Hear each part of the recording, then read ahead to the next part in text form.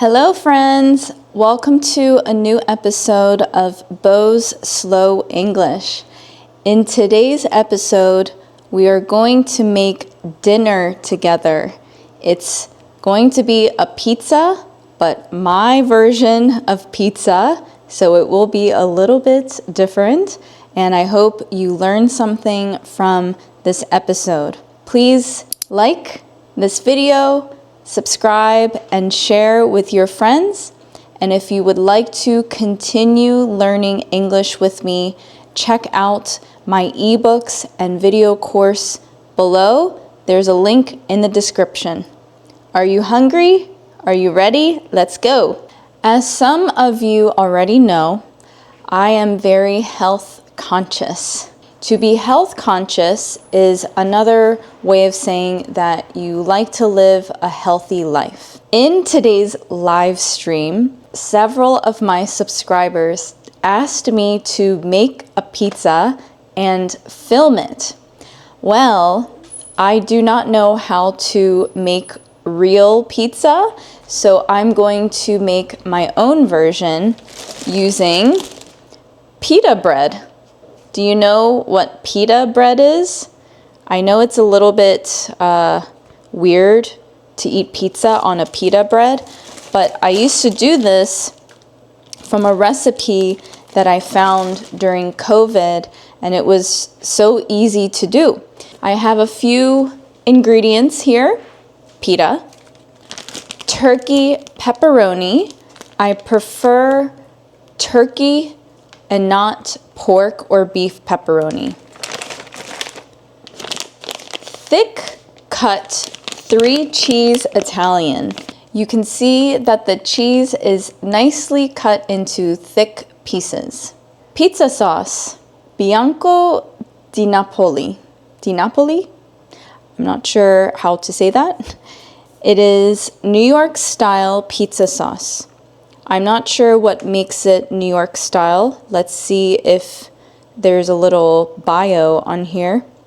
They call it New York style because this is the same sauce that they use at their pizzeria in New York. So Pizzeria Bianco's New York Pizza Shop.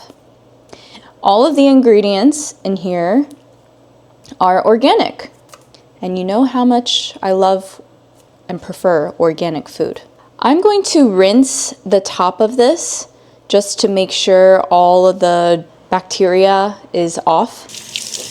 I'm so happy that this can has a tab that I can take the lid off. I do not like using can openers.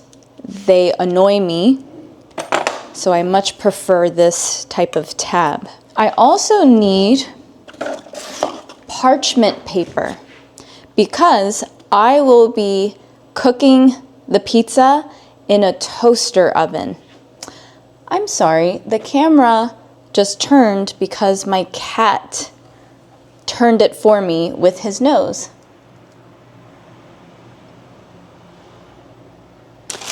This parchment paper is a little too long for this toaster oven tray, so I folded it in half.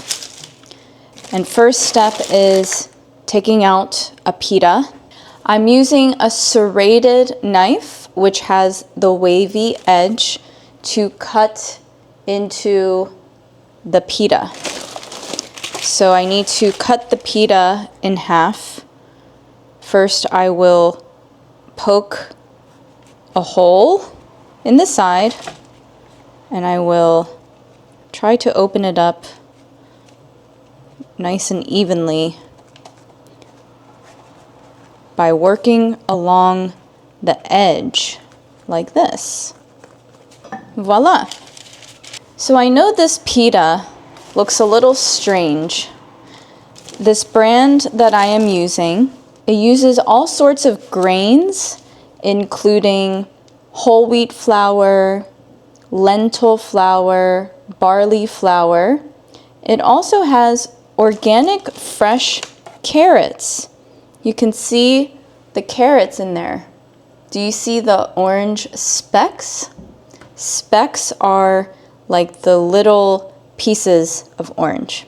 Next step is I'm opening this can of pizza sauce. I'm lifting the tab towards me, and now I will lift away from me. Look at this beautiful pizza sauce. Can you see? I just had an idea. I'm going to double up on this pita, and I'll make 2 pitas for me because this pita is too thin and this sauce is too runny, which means it's a lot of liquid. So I'm going to eat 2 pitas. Funny enough, I ate pizza yesterday, but real pizza, and I did not make it.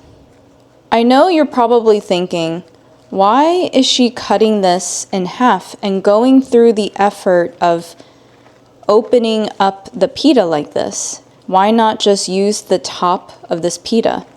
Well, the top of this pita is a little smooth and the inside is a little bit rough. So I think the pizza sauce would adhere better to this texture. Adhere means to stick to. I'm taking some spoonfuls or dollops of the pizza sauce. Some of you learned the word dollop in my recent cooking video where I was making breakfast. I'm spreading the pizza sauce evenly across the whole pita, and same with this side. In a circular motion. For my Italian friends who are watching, especially Gaetano, one of my subscribers who always comments on my videos, please do not judge me. I am not Italian, but I'm trying to make you proud.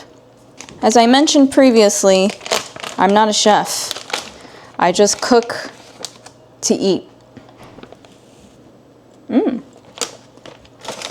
I'm going to actually first spread some cheese under this top layer just so that it sticks together. Why not? So I'm sprinkling some cheese under here and on this pita as well. And now I will put a layer of cheese on top. So I'm sprinkling. Who knows the word sprinkling? You can also use the word sprinkling if it's raining outside, but it's a light rain. So you could say it's sprinkling outside. This cheese is so beautifully cut. I'm going to get the turkey pepperoni. And a few slices of this. Oh, that's a lot of slices. Just a few. And I'll put them in not a perfect pattern, but maybe 1, 2, 3, 4, 5, 6. Just enough to cover the pizza. 1, 2, 3, 4, 5, 6. Oh, look, it's perfect. Should I do a little bit more cheese just so that the turkey pepperoni stays flat? Sure, why not? Okay, so now, oh, I need oregano. Well, I'm so glad I had oregano. I'm sprinkling again some oregano. I really like black pepper, so I'm going to sprinkle some black pepper. And now I have to stick it in the toaster oven. However, I don't know what temperature to cook this on, so I will ask ChatGPT. It's at 400 degrees, it is baking, and it is getting hot. I'm so excited to put this in the toaster oven. It will cook for 8 to 10 minutes, and I will eat it right away. I think it looks pretty so far, doesn't it? I'm opening the toaster oven and I'm carefully placing the pizzas in the oven. And I will turn this back on. And now I have to set a timer for 8 to 10 minutes. The toaster oven just dinged and I'm going to open it. Ooh, I think it's ready.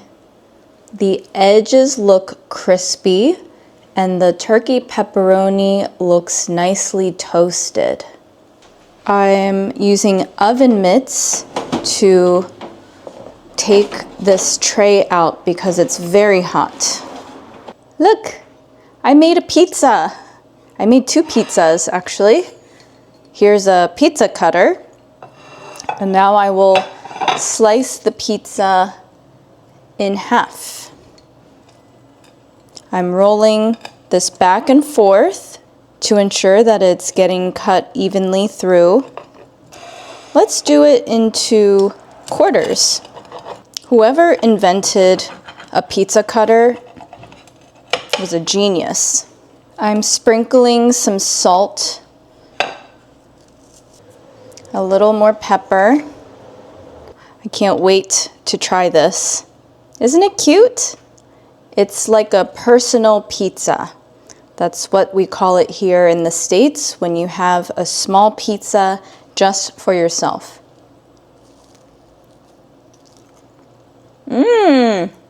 It's really good. I did a good job.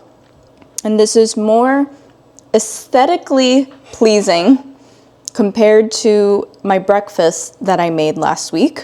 Tell me in the comments, what did you learn from this video today? I hope you enjoyed this, and if you want to continue learning English with me, check out my ebooks and video courses. The link is below. I appreciate your time. Thank you for choosing me to be your English teacher, and I will see you next time.